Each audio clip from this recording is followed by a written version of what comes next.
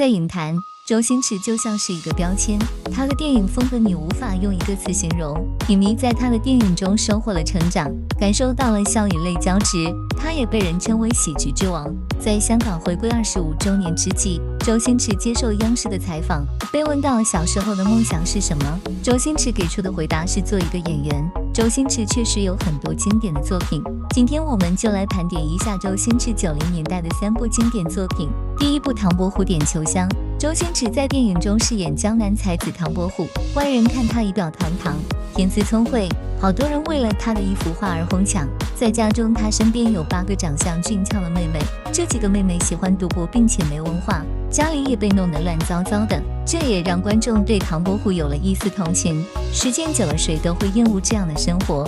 唐伯虎也想有一位懂自己的红颜知己。之后，唐伯虎决定出去吉日，找祝枝山、文征明和许真卿组团，开始了他们的烈焰之旅。出门之后的唐伯虎变得放飞自我，在其他3位才子的怂恿下，踏上前去搭讪一位婀娜多姿的女子，背影看着是一位美女，一块丝巾飘过来，更是让唐伯虎无限的遐想。虽然最后的结果不尽如意，如花被他打下了水。小姐，公子何事？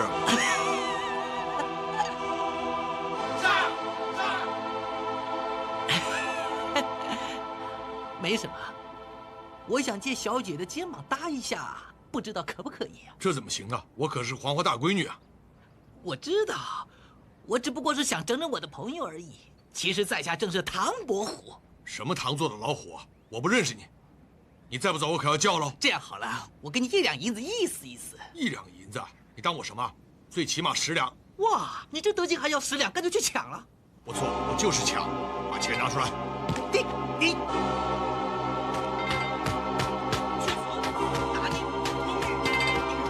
搞什么鬼啊！要！怎么搞的？走啊！你出手也太重了吧！他想抢钱，这个死人妖！好，人妖啊！我喜欢，拿着。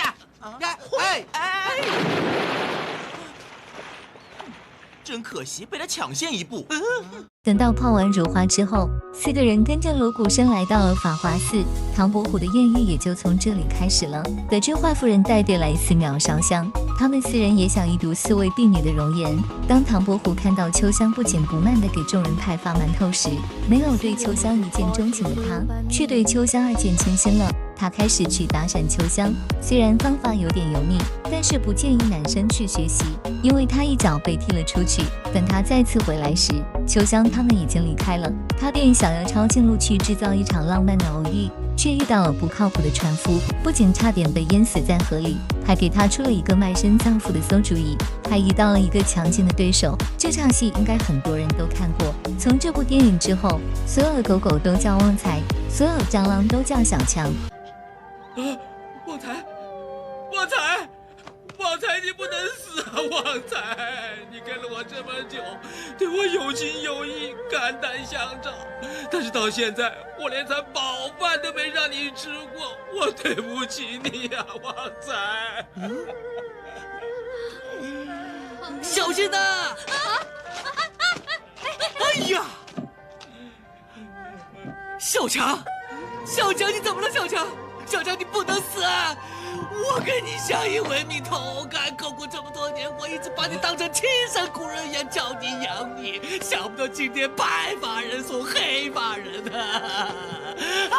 当唐伯虎想要向秋香表明自己的心意时，却看到秋香正捧着唐寅诗集，他坦白自己就是唐伯虎，但这与秋香心目中的形象相差甚远，直接被秋香打出了闺房。由于动静过大，惊动了华夫人，华夫人打败了4大贼子事后，发现了秋香的唐寅诗集，勃然大怒。唐伯虎主动站出说这是他的，并即兴编造了一段 rap 将此事糊弄过去。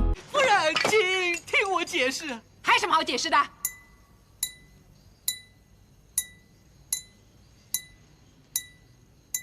禀夫人，小人们住在苏州的城边，家中有屋又有田，生活乐无边。谁知那唐伯虎他蛮横不留情，勾结官府目无天，占我大屋夺我田。我爷爷跟他来翻脸，惨被他一棍来打扁。我奶奶骂他欺善民，反被他捉进了唐府，强奸了100遍100遍。最后他悬梁自尽一个人间，他还将我父子逐出了家园，流落到江边。我为求养老爹，只有独自行乞在庙前。谁知那唐伯虎他实在太阴险。之后，宁王带领一众人马来到华府，说要和华太师研究一下书画。而华太师与宁王在朝政中不和，宁王开始了他的多番挑衅，最后唐伯虎出手才结束了这场闹剧。这次出手也让华夫人更加断定唐伯虎的身份，为了逼他承认，甚至说要将秋香许配给他。没想到华夫人出尔反尔，当场直接翻脸，并在餐茶中下毒。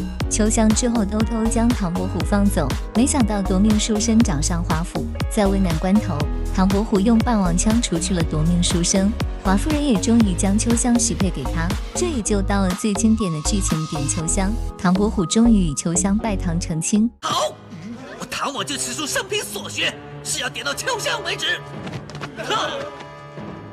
气吞天下。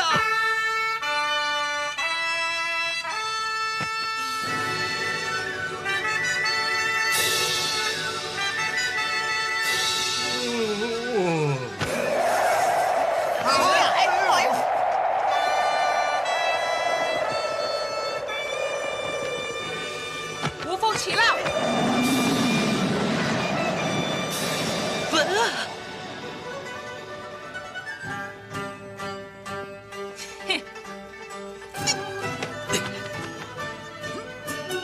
如来神掌第一式，隔山打牛。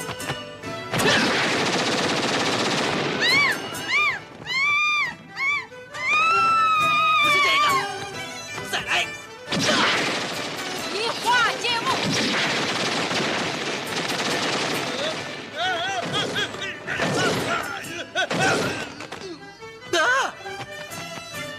双管齐下。我顶。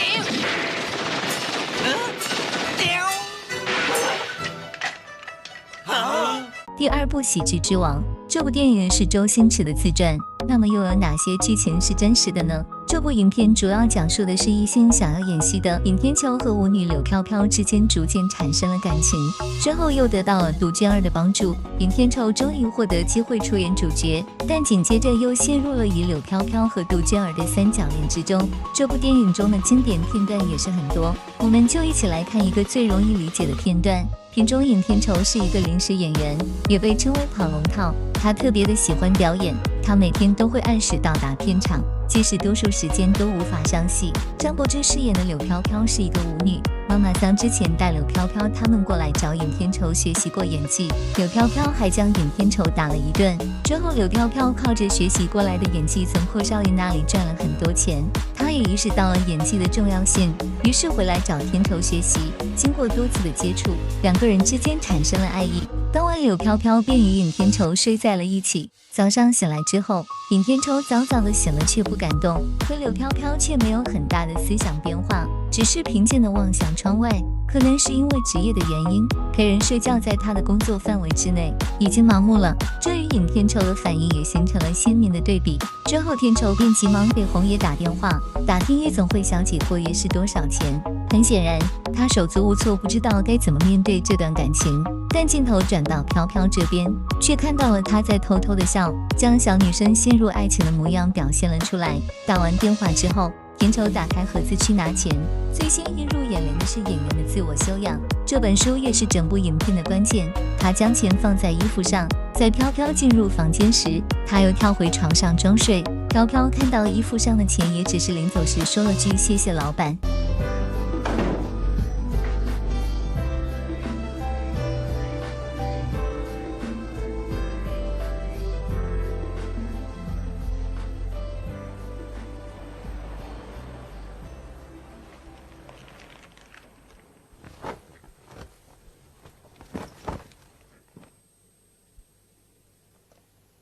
谢了，老板。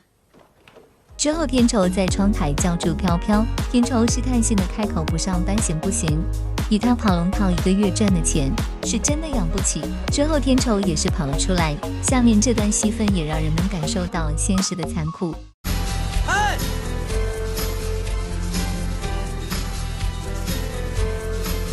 又怎么了？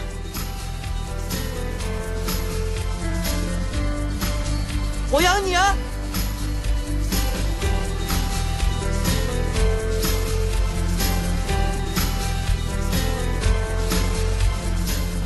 你先养好你自己吧，傻瓜。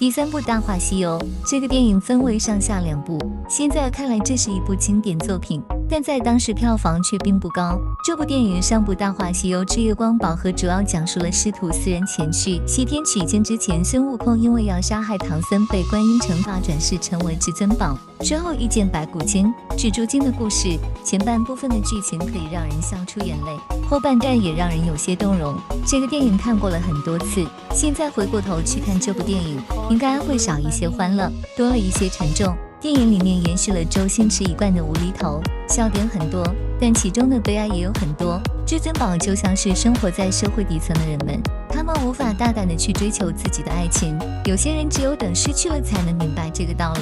至尊宝也是如此，虽然在上部中紫霞仙子的戏份不是特别多，但最后至尊宝戴上金刚圈时，他就不能再继续去爱紫霞仙子。在戴上这个金箍之前，你还有什么话想说？曾经有一份真诚的爱情摆在我的面前，但是我没有珍惜，等到了失去的时候才后悔莫及。尘世间最痛苦的事莫过于此。如果上天可以给我一个机会再来一次的话，我会跟那个女孩子说我爱她。如果非要把这份爱加上一个期限，我希望是1万年。下部《大话西游之大圣取经》讲述的是至尊宝为了白金经穿越回500年前，遇到了紫霞仙子，发生了一段真挚的感情，并最终成为孙悟空的故事。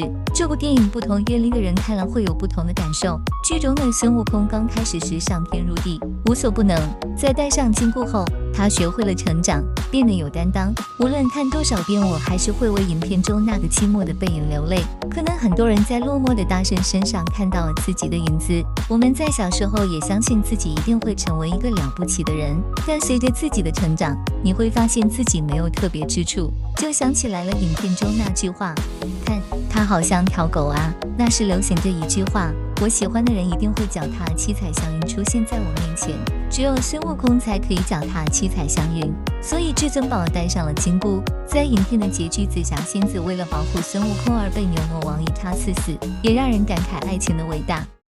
你再往前半步，我就把你给杀了。你应该这么做，我也应该死。曾经有一份真诚的爱情放在我面前，我没有珍惜，等我失去的时候，我才后悔莫及。人世间最痛苦的事莫过于此。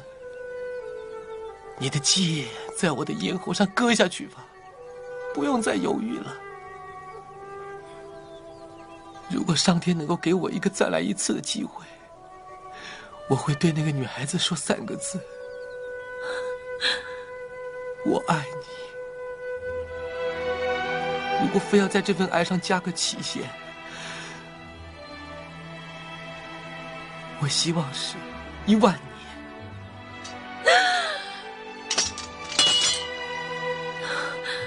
今天盘点到此结束，如有不同见解，欢迎评论区留言。